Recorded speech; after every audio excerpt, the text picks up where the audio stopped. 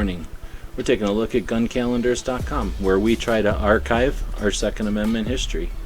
And today it is February 26th, and it's the anniversary of the passing of Richard Gatling. So an interesting month, February, and we got a lot of machine gun stuff happening this month. Maxim, the machine gun, was born this month, and now Gatling, his machine gun, is dying back in 1903. So February 26, 1903, Gatling passed at 85 years old.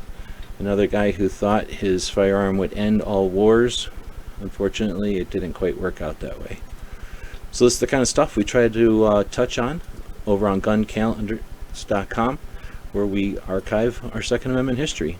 We post videos like this one to help stir the pot, so keep the conversation going and to inspire people who might have some more